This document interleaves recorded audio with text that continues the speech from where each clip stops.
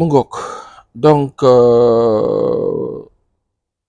li ma def directement ginnaaw bi ñu leen présenté ndaje bi nga xam ni mu ngi am du 5 au mu ngi am ci mois de juillet bi en tout cas tàmbali tey pour 5 jours daanaka ak 5 chefs d'État li ci gën a am solo moo di ne benn sommet restreint la boo xam ni daanaka benn puissance moo toog njot xalaat programmé ne gaa ñi ñëw leen noonu la mbir mi tëddee donc États-Unis ñoo toog xalaat ne Sénégal Gabon ña ca des ñëw leen je vais vous recevoir on va parler de vos ressources, de vos possibilités, de vos opportunités, des investissements que je compte faire ou pas du 9 au 11 juillet c'est comme ça que ça va se passer du ma ci sore nag li may def rek mooy woo Pape Massata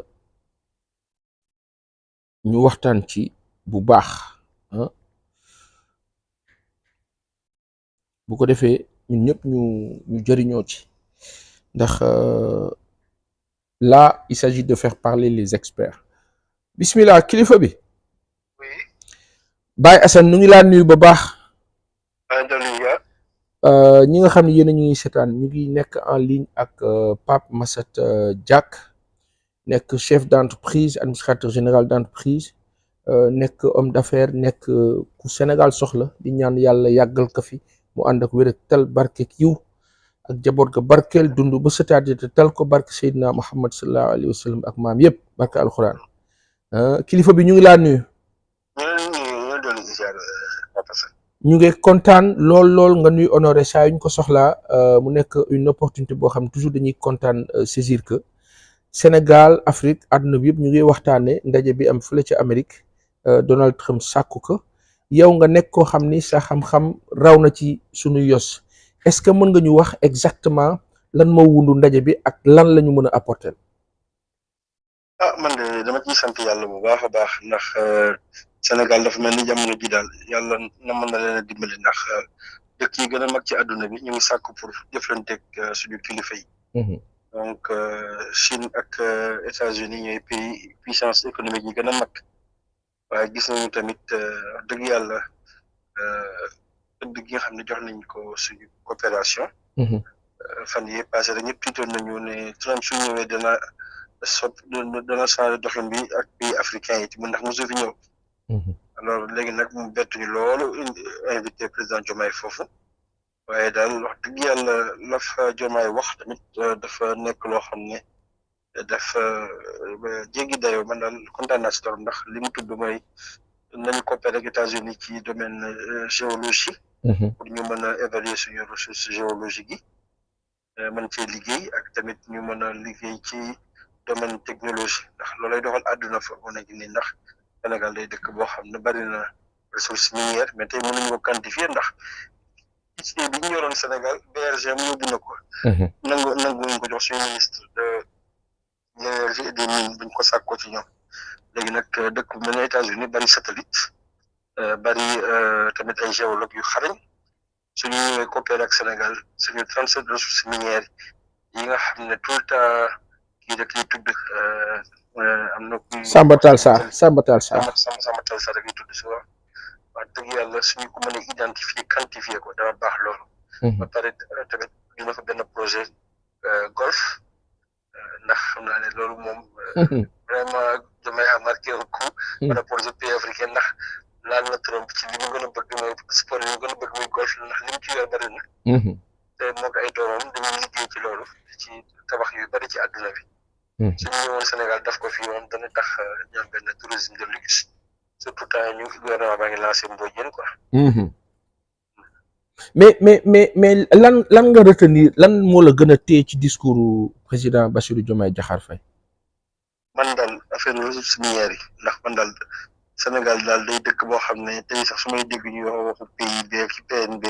ak yooyu ñun suñu richesse ba tey maîtriser wuñu ko quantifié wuñu ko xamuñu ko.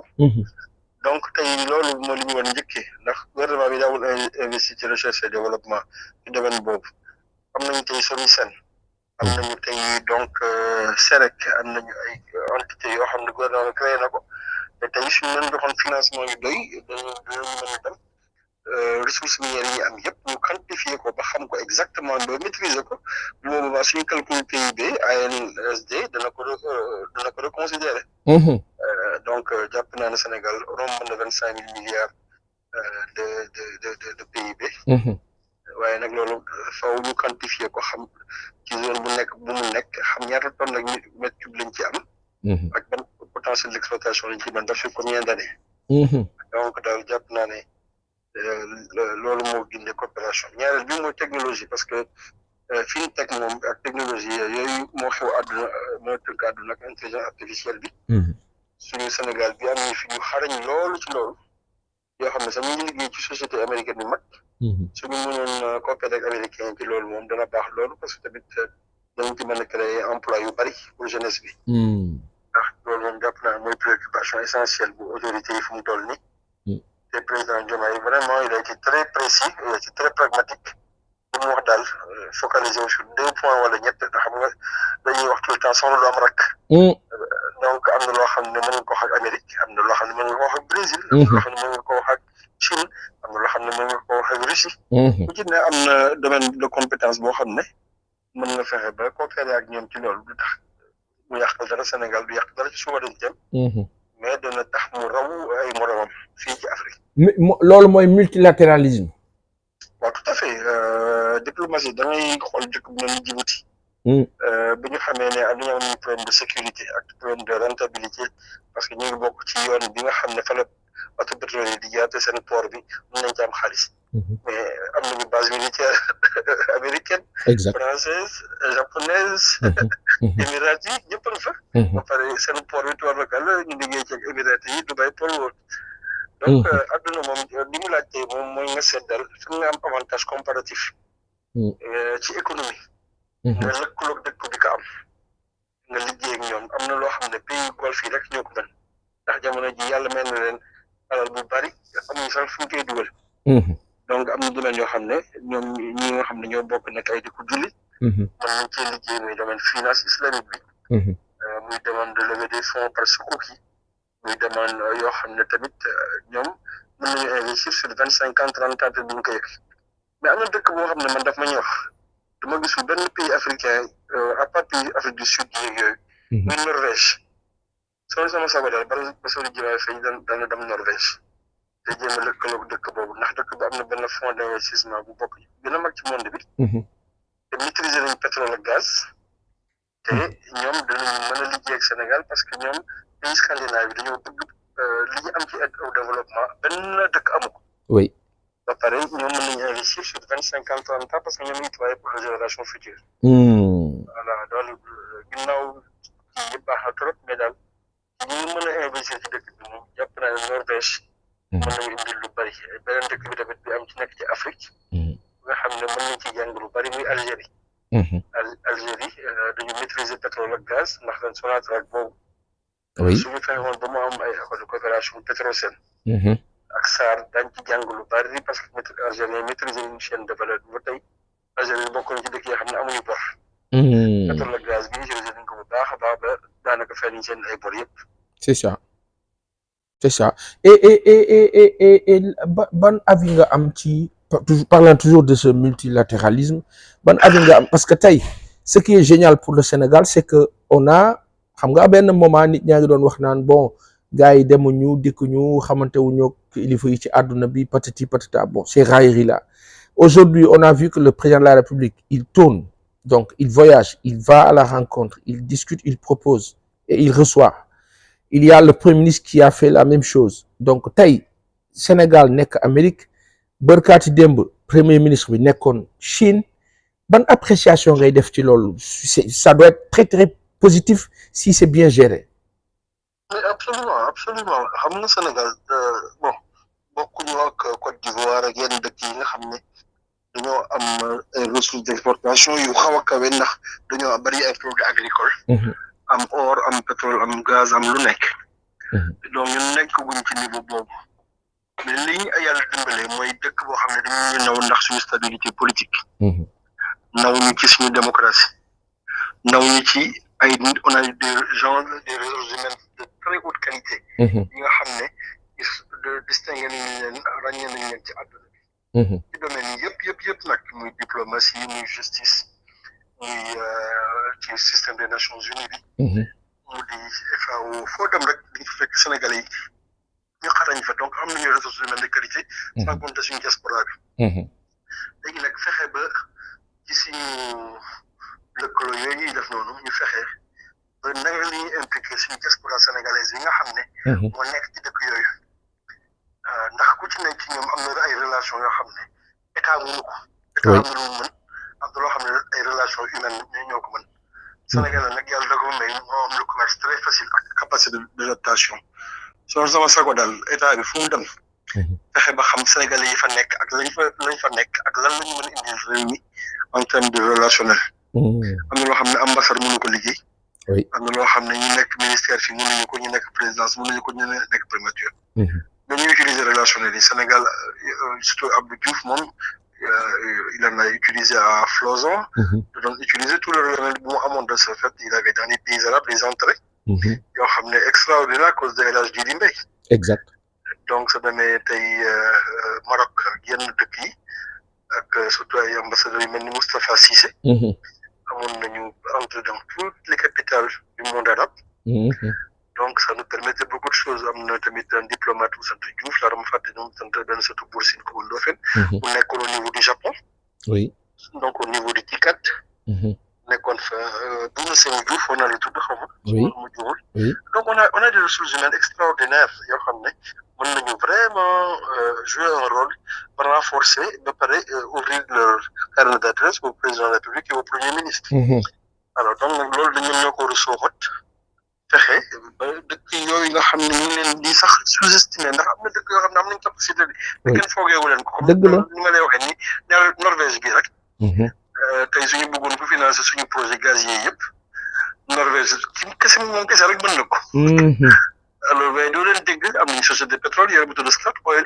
am nañu fonds d'investissement bu tudd foog na Norges Fund. alors donc tey waroon nañu góorgóorlu ba tey Cospetrogaz Petrosen. SAR réseau gazier du Sénégal fexe ba dañu ñëw dem Norvège. def fa benchmarking jàng fa. seet nañu liggéey ak Norvège tamit ñëw fi. surtout ñu coopérer ci loolu donc diplomatie moom da ngay jéem a sa dëkk bi nga xam ne am na sa yërmande am na naw na la. nga jaxasoo moom quoi. parce que par rapport à la Norvège moi je me rappelle benn expérience bu ñu dund en 2006 il y a un grand concert international de plan Sénégal plan international bu ñu amaloon fii ci stade de l'Amitié. Sénégal Norvège jour boobu dañu football et régie de télévision waa Norvège dañu ñëw mais ku transplanter wala transposer wala transformer le stade de l'Amitié c'était impressionnant.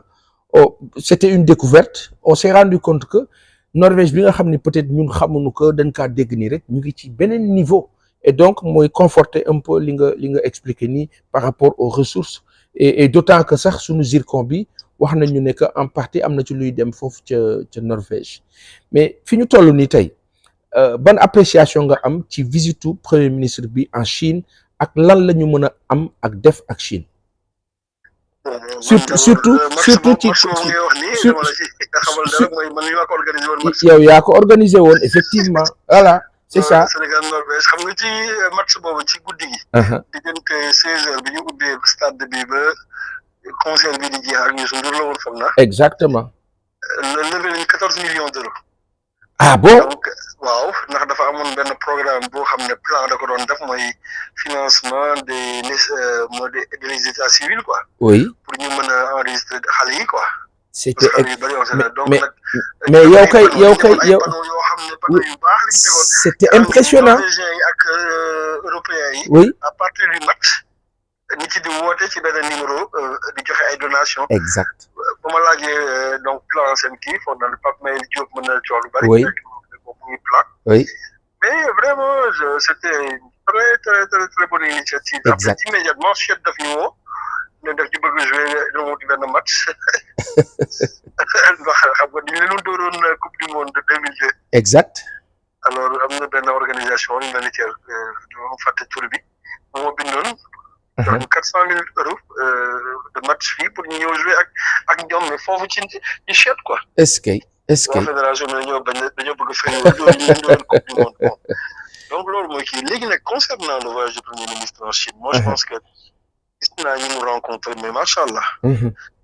ba ma déggee dem na Hangzhou mooy capitalu Alibaba. oui. dem na bon c'est un pays man mos naa fa def. donc wax naa nag Alibaba ci seen coopération dans le numérique et en plus des Jeux olympiques parce que Alibaba c'est un grand sponsor du CIO. oui. donc moom c'est un point très positif. Deuxième chose ma dégg na rencontre le CNPC. alors ñi nga xam ne Sénégal xamuñu kuy CNPC mooy PetroChina. PetroChina mu ngi bokk mook Mobile Oil ñooy xëccoo ban mooy société pétrolière bi gën a mag ci monde bi. waaw. man nii ba ma nekkee Chine di liggéey Chine diggante 2009 ak 2015 amoon naa fa client bu tudd Sinopec. Sinopec mooy donc deuxième compagnie pétrolière bu Chine. mais bu ma déggee fa ñuy rencontre na CNPC dama kontaan loolu parce que PetroChina nag. mu ngi bokk société yi gën a mag ci monde bi gën a mag ci monde bi ci pétrole. ok alors ñooñu moom gëm naa ne partenaire boo xam ne la non seulement en termes de moyens financiers d'expertise et de connaissance du marché du pétrole. mën nañu indil lu bari Sénégal. excellent après dégg naa tamit ñu ne Huawei. Huawei oui oui Huawei moom tuwal fa kàll man jëflante nañu dem naa seen siège Shenzhen. dugg naa sax suñuy siège yow loo xam ne lu jafe la sax. mais société bu mag a mag la ci côté télécom. d'accord réseau affaire data center affaire daanaka réseau télécommunication fibre. lépp lu mën ba téléphone nii dañuy def ay téléphone. donc dañuy defar ay téléphones yu baax man la sama téléphone bi ma yor Chine sama numéro boobu. téléphone Huawei laa ko yor donc vraiment su dee ñetti société la rencontré xam naa rencontré na ñeneen ñu bari. mais ñeenti ñooñu rek war fa kàll doy na am partenariat ak Chine boo xam ne ila yow mi din Sénégal dina ko jëriñu parce que société du société yu ndaw quoi. alors donc nag Chine moom man dama ko ndaw man maa ngi fay dem depuis 2006. dem naa plus de 60 fois dem naa ci ville yu bari. mais ba dëgg yàlla tey dynamique bi ñu jël muy ak BRICS yi ak Brésil Russie Inde Chine ak Afrique du Sud man bëgg naa Sénégal jël train boobu c'est-à-dire que ñu xool leen teg leen royukaay di leen topp ba yegg fi ñu yegg. parce que pays émergent lu ñu bëgg Sénégal nekk. alors donc Chine moom ba pare nekkuñu fi di la financer di poser ay conditions. oui loolu moom nga neex ci ñoom. xam nga tey Trump maa ngi dégg mu naan day dóor 50% tarif Brésil ndaxte dañuy acté Bolsonaro xaritam la. waaw alors xam nga ne Brésil dama lay facturer 50% de alors qu'il a un excédent commercial. donc yooyu man lay bañ ci pays occidentaux yi moo tax sama jëflante man may poser ay conditions yoo xam ne mënut a nekk moom dama naan carrément. maa ngi jégalu mais va te faire foutre quoi. yow nag mënuñu liggéey parce que damaa bëgg liggéey win-win gagnant la mën doon. mais say nekk fii di ma posé ay conditions dama foo ma dabaloon. c'est ça. yaa ma soxla la. nag di ma posé ay conditions nag loolu nekk ci. alors man daal vraiment autorité yi ful ak fayda bi am. naw naa ko trop baax na. macha allah. ba pare ñaareel bi vraiment ñu ngi joxe beneen image u Afrique. boo xam ne tàmmuñu ko woon gis suñu président yi fi nekkoon. oui même ci speech ci discours quoi qu'on puisse leur reprocher ou pas il y a un discours souverainiste mais surtout ce sens du propos sincère là te loolu tubaab boo ko seqee ak moom daf la ci respecté et certainement da ngeen dem ci rouage yu différent quoi parce que bu njëkk quand même on était un peu plus ci presque comme pour quémander mendicité war ngeen ñu jàppale ci lii war ngeen ñu defal lii et cetera ce discours qui change ça peut être rassurant ci benn sens. bon man nag discours souverainiste je may relativiser. dama ci dëkk naan ko man je suis souverain jaru ko. waaw jaru ko dama ñëw man maay Sénégal. man nag Sénégal nii laa ko gisee. nii laa ko bëggee. dama bëgg partenariat gagnant jarul tudd souverainiste su koy incité tamit day tam mu niroog dara. donc ñu bés bu ne mu wax dara loo xam ne yaakaar naa ne Amérique rek. mais dem na ba xam ne mënul dox moom kenn ci monde bi. ba mu songi Chine dafa mujjee reculer parce que dafa se rendu compte que li muy jaay yëpp Chine lañ koy defaree. c'est ça. alors on est dans un monde global dañu soxlante. Alors, donc, tout le monde sait que ce sont des souverainistes, ils sont très nationalistes, très patriotes, daal loolu moom naata ba ñëpp xam nañ ko ci amoon fi ndax ba ñuy jot ci nguur gi ñëpp yëg nañu combat bi ñu dem ba yegg si fi toutes les télévisions du monde ont couvert les élections présidentielles sénégalaises donc xam nañu seen position nit ñoom tamit am nañu fay ambassade ambassade yi dinañ defal ay rapport leen dëkk bi soppeeku la de léegi moom suñu bëggee liggéey ak ñoom ci paramètres yi la ñuy liggéey. c'est ça. donc seen ambassade yi mën nañu waxal seen bopp ñun daal nañ dem sans décomplexe. dialogue ñoom seet naa la toog def suñu due diligence ci anglais ñu ngi koy due diligence mooy def suñu ay revue xool suñu priorité diplomatique xool yan dëkk ak ban domaine comme tey ni ko président Diomaye dafee mooy ñaari domaines yi ñoom ñett yi ñoo may intéressé damaa bëgg zone touristique bu de luxe bu rafet defal benn golf bu rafet comme yow joueur de golf nga ñëw fa golf damaa bëgg benn digital city benn tech city damaa bëgg ñu coopérer si domaine géologique bi wut say point du ñàkk balaa suuf bu fiy jógee américain dañoo bind ko ne ñun lii moo ñu ñor exact sa dégg président Gabon bi dafa fa ne carrément soo leen ñëwee baax na soo leen ñëwul am na yeneen ñu ñëw exact xam nga militaire moom waaw direct waaw diplomatie dafa direct mais wax na ko dëgg te nag tey jamono ji États-Unis soxla loolu Gabon loolu muy wuti Rwanda ak Congo mooy terres rares yi waaw mais Gabon la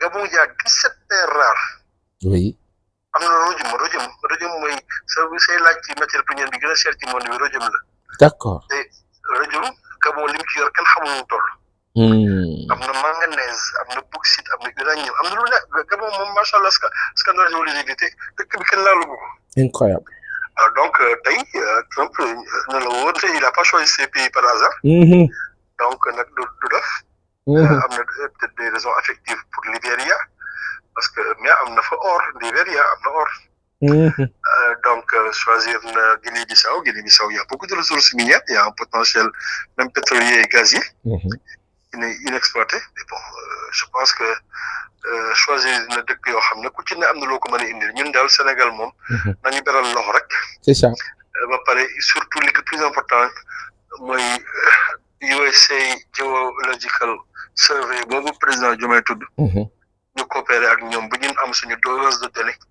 ba xam suñu ressources minières yi fu mu toll lan lañ ci am pendant combien d'années ou de décades lañ ko mën a exploiter léegi naka lañ ko mën a exploiter ba am ko fi chaîne de valeur comme ni ñu ko defee ci stratégie vision 2050 bi nga xam ne dañu ne dootuñu yónnee ay matières premières par kii ni ko premier ministre waxee Chine nooy dañu bëgg lépp lu ñuy am ñu transformer ko fi c'est ça liggéey ci ak Guinée-Bissau ak Sierra Leone ak Guinée ci wàllu bauxite beeg uranium beeg wàllu kii beeg acier beeg yëpp fer bi transformé ko fii defar ko phosphate bi tamit mën nañ ci defar lu bari ci zone Matam bi ak zone Darou Mouhty bi c'est ça alors tey jii nii bu ma waxee loolu am na ñaar ñoo xam ne dañu compter lool ci géopolitique mondiale bi mu di Russie ak France su ma waxee Russie ak France di nga gis ne que Macron bi président bi demee Séville meloon na ni ku ko xiifoon yàkkamti kaa gis pour wax ak moom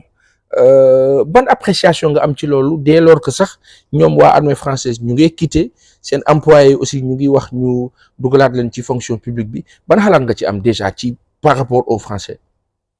bon français yi moom mën nañu ko di liggéey ak ñoom mais je pense que français yi seen bopp dañu am seen bopp amatuñu ay moyens. France ak Portugal ak Espagne ak Grèce ñoom ñëpp dëkk yoo xam ne la tey au niveau budgétaire ils sont complètement ils ont des problèmes de déficit budgétaire de tête énorme bon am na loo xam ne mënatuñu ko seen bopp. oui mais xamante nañu ñun am na domaine yoo xam ne mën nañu ko ne coopérer ak ñoom sans pour autant yàqal suñu bopp ci yeneen domaine parce que dëkk yi leen gën a xarañ ak yéen gën a ëpp yéene parce que lépp mbiru yéene la. ki la gën a yéene moo gën a neex a liggéeyal man nag dama jàpp ne ñoom seen yéene dafa am fu ñu yem. dëgg la attitude coloniale bi ñu am duñu jàpp ne daal dëkk yi moom leen neex daf fi. gis nañu leen dal Niger ak Mali. oui Burkina Faso wan na leen ne Afrique changé na. donc man jàpp naa ne bon Macron bon moom c'est un gars boo xam ne il faut négocier avec lui comme ça il faut l'écouter parce que il change de tic au tac. Il n'est pas constant ba pare lu ne yoonam ci quoi. oui. Et à un moment il a un discours paternaliste mais ñii wan nañ ko ne su ko mel ni premier ministre Sonko wan na ko carrément ñun yooyu moom. yóbbu yi kenn dootuñu noot kenn dootuñu wax lu la neex ba pare loolu la ci fekk. c'est ça. Mais sans pour autant fermer la porte parce qu'il y a beaucoup d'entreprises françaises qui travaillent dans l'écosystème économique sénégalais. dañ leen di sóoraale ndax dañuy employé sénégalais. c'est ça. donc li Ivoirien di wax ci seen langage en même temps mieux mooy mën naa liggéey ak France waaye tamit mën naa dem Russie moom. voilà li ñuy wax ak géologie. ñu ko mën lañu. Tous les matières de domaine scientifique Sénégal on est réputé on a besoin de bourses pour dans les universités scientifiques. te jàpp naa ne Russie ak Chine ak Singapour mën nañu jàppale ci côté boobu. parce que dëkk yoo xam ne la ils ont formé beaucoup de scientifiques parce que Sénégal il nous faut beaucoup plus d'ingénieurs. exact. On a trop de littéraires, de commerciaux, d'économistes, mais on n'a pas de scientifiques. Donc je pense que très bons instituts de formation scientifique en Russie. Pareil, domaine géologie mën nañ ko domaine militaire tubarfakal domaine high-tech ak yooyu tout ce qui est satellitaire mën nañ ko. parce que raw nañu ci ñu bari. ku ci nekk rek am na spécificité boo mën a liggéey quoi mais jàpp naa ne Russie moom ni ñuy fonkee Chine nañu ko fonkee ndax Poutine moom baax na ci àdduna. waaw mais lan mooy sa relation ak Poutine ginnaaw bi ñu xamee ni que ku fonkoon sunu baay bi la Lamine Diack. Le président Poutine moom maa ngi koy rencontré la première fois 2006. alors ça s'est très bien passé nag mu de saako sax gisante ak sama pap. ba ñu dox ko ba mu rencontré ko en 2006 et après par la suite. Moi j'ai travaillé avec la Russie pendant 8 ans ak benn sponsor bu mag foofu. pour le compte de l'athlétisme mondial bu tudd VTB c'est une grande banque. mais malheureusement aujourd'hui ils sont sous les sanctions. exactement. américaines bon ils ont plus de 25 000 sanctions contre la Russie dégg naa sax ñu bëgg defar yeneen sanctions. mais Poutine moom dafay nit ku am fulla baax ci àdduna bi ndax tey fexe nañ ba amul benn système unilatéral boo xam ne benn dëkk mooy imposer ay conditions. c'est ça. donc moom nag tamit ku ndaw africain yi la. loolu moom xam naa ko ci moom ndax gis naa sama relation moom bi ma am ak sama bopp. saa yu ko doon gis fekkee accolade fóon ko man dama jaawoon sax dama ne Poutine dana fóon nit ndax il est tellement froid là. mais day nit ku tamit bëgg fonk jullit yi celui-ci Russie il y a presque 20 millions de musulmans. exact.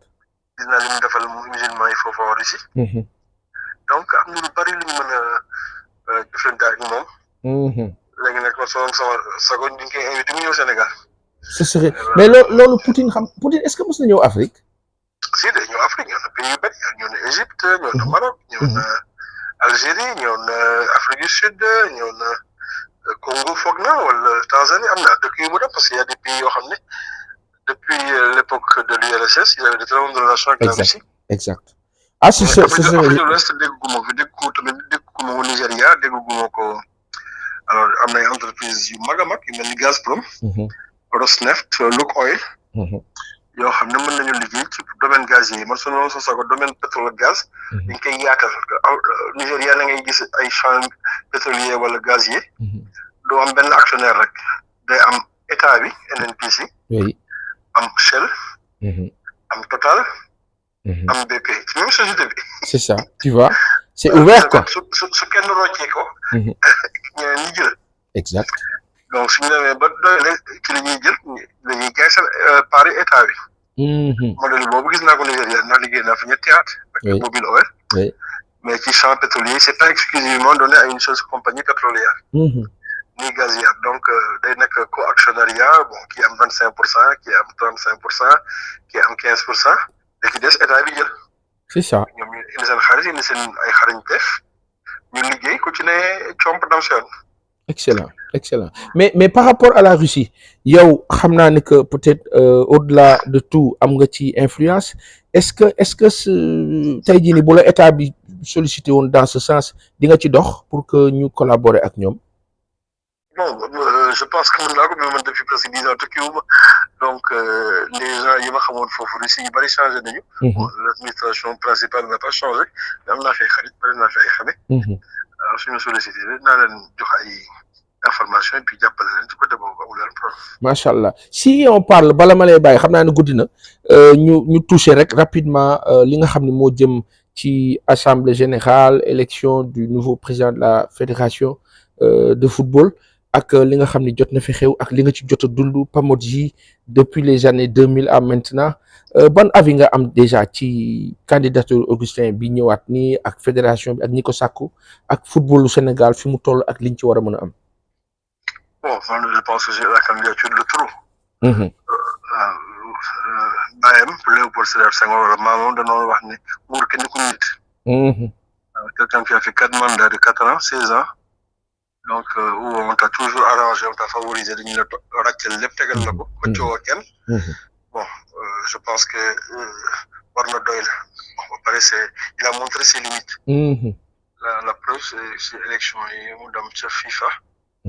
Ak tout ce que le Sénégal a gagné ak statutaire bi ak kan bi ngay gagné compétition yi ñu gagné.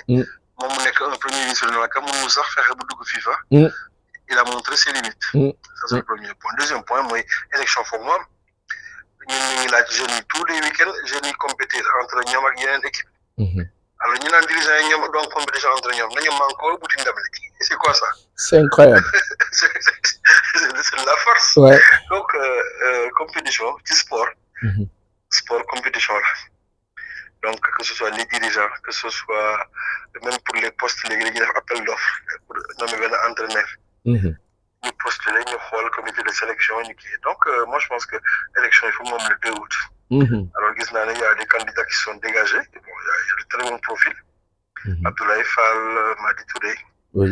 Donc j'ai vu à la ligue professionnelle Babacar Ndiaye. Donc je vois à la ligue amateur Mbaye Diouf Dia. Oui.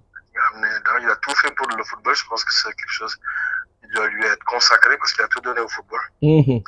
Alors donc, moi je pense que il y a des gens très passionnés, très capables, donc qui ont une expertise qui ont montré leur amour du football.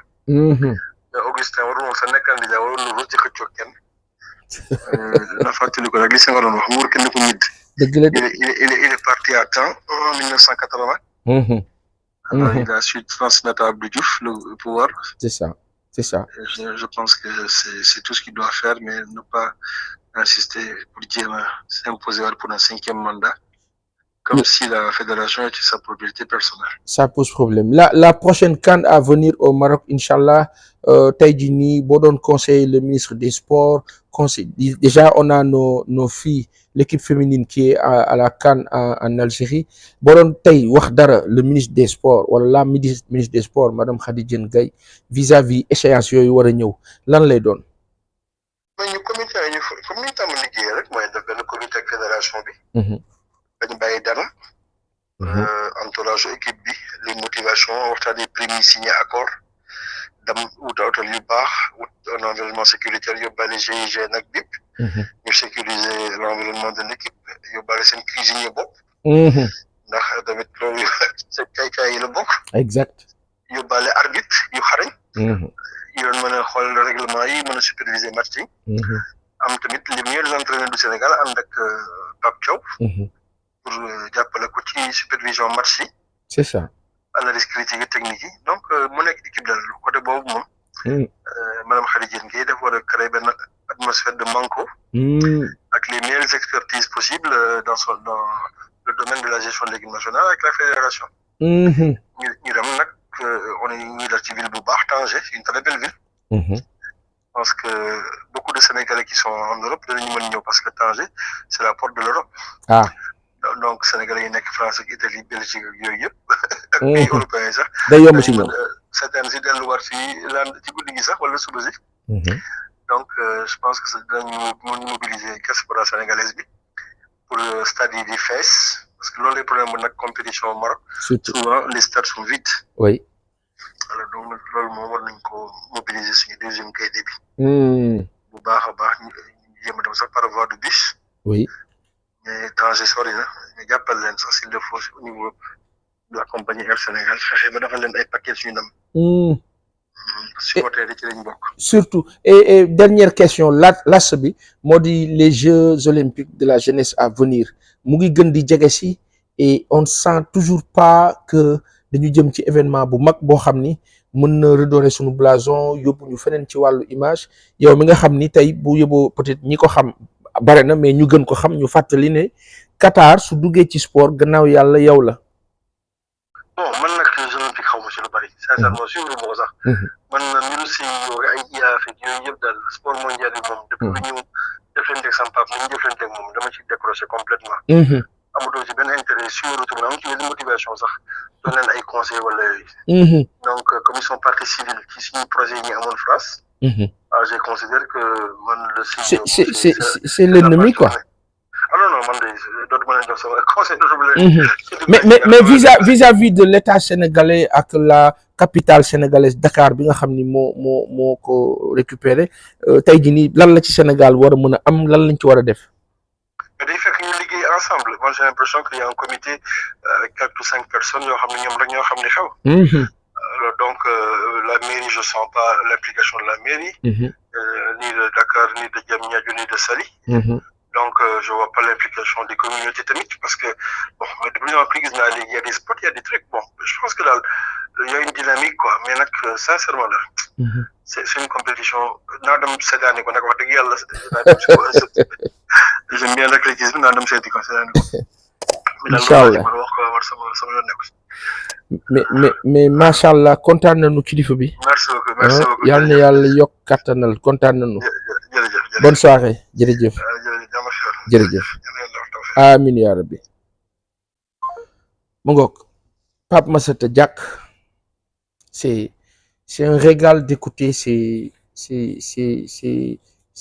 bonnes gens si expérimentés avec le vécu l'éducation l'instruction le niveau si élevé qui donne envie qui stimule qui booste qui voilà foofu la ñu war a nekk ce sont les gens à écouter